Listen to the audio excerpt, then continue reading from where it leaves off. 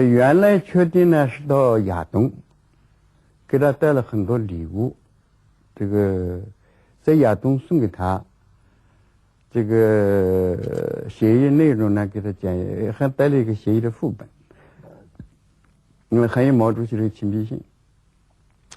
准备送给他以后呢，张景武同志呢就从那国外还是原来去那个路线回来。Today, the monks in Dankar Temple are all happy to take people to that important room, where the Dalai Lama first met central government's representative.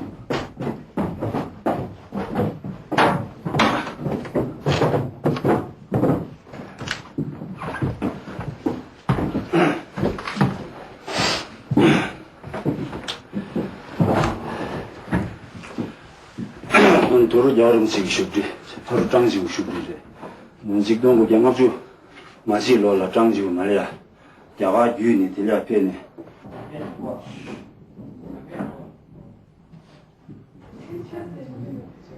我们讲更多的话，就是我现在已经决定回拉萨了。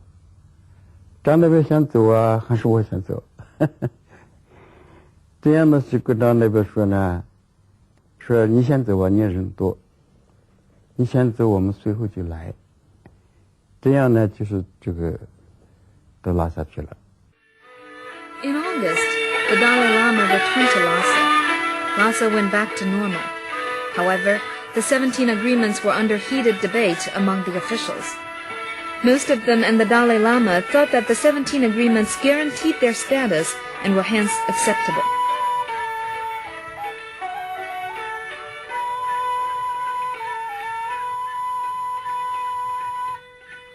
On October 29th, the Dalai Lama sent an official telegram to Chairman Mao Zedong expressing his endorsement of the agreements.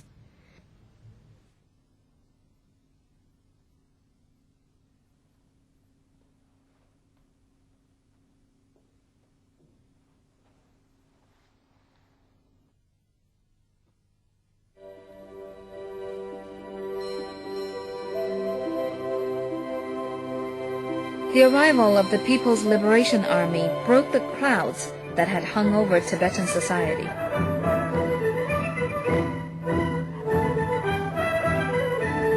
The Panchen Lama, who had stayed for many years in inland China, returned to Tibet and reconciled with the Dalai Lama.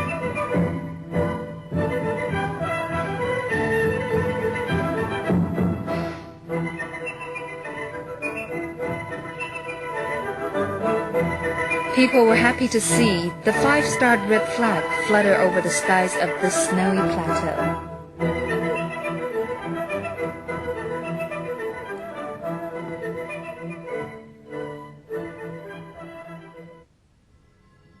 According to the agreements for peaceful liberation of Tibet, nothing was changed of the feudal slave system practiced in Tibet. It's a theocratic medieval social system. The production tools and the production styles were extremely backward, and the labor and production efficiency extremely low. In the Lhasa River Valley, with its mediocre natural conditions, the harvest of barley was only 8 to 10 times the amount of the seeds planted. Under such circumstances, the ranch economy, which highly concentrated both land and labor, made it easy for the ruling class to grow wealthy. That's why wherever the Kashag government's power could reach, nearly all the land belonged to the ranches, and the ranches belonged to the temples, the nobles, or the Kashag government. They're termed the 3 major masters in Tibetan tradition. Most of the common people were forced into the ranch system as serfs and performed collective labor.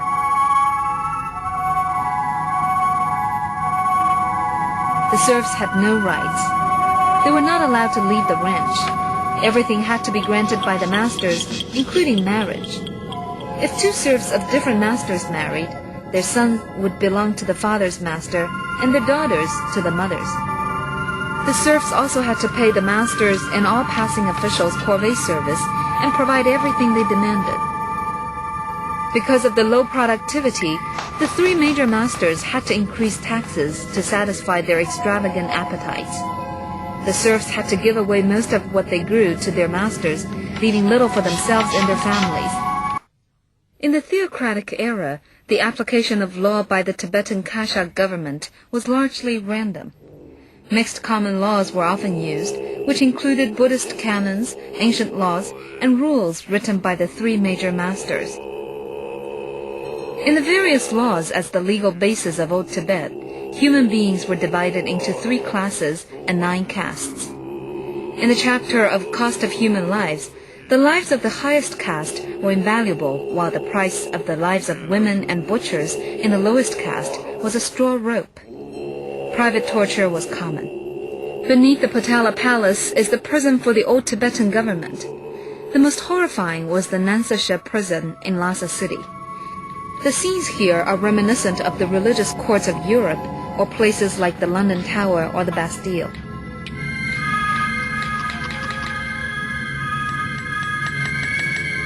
This is a wooden log for 4 prisoners' feet. They could only lie on the wet ground. The documents and files kept in the Tibetan archives can help us understand that society.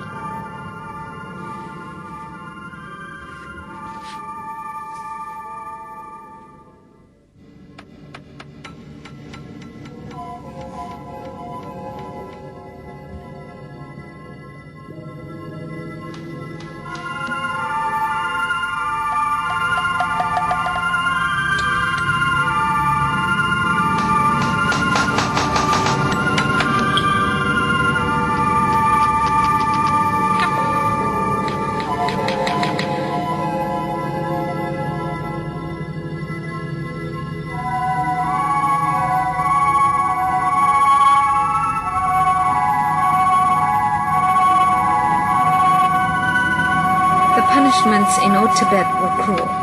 The officials often used means such as amputation, cutting wrists and ankle tendons, gouging eyes, and cutting out tongues.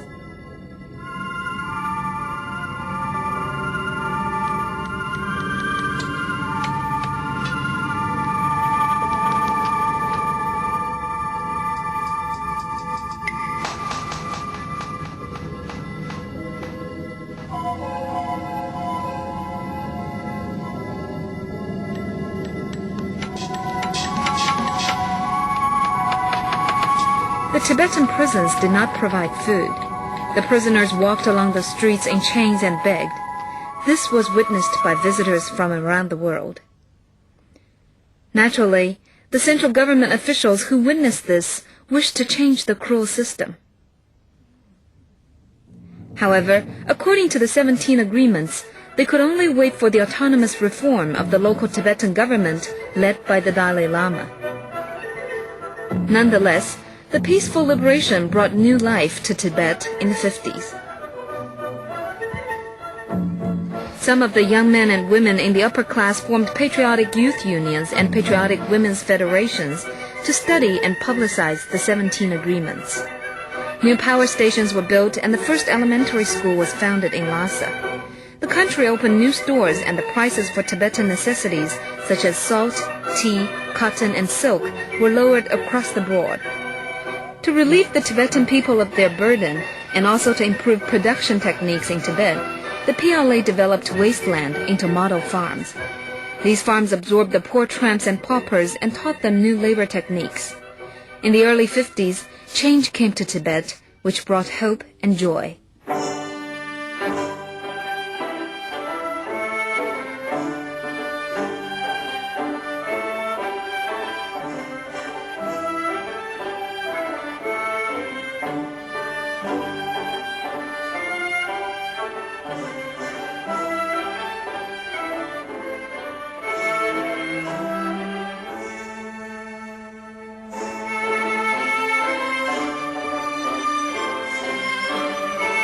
The climax of this joy was when the Dalai Lama and Panchen Lama went to Beijing for the First People's Congress in 1959.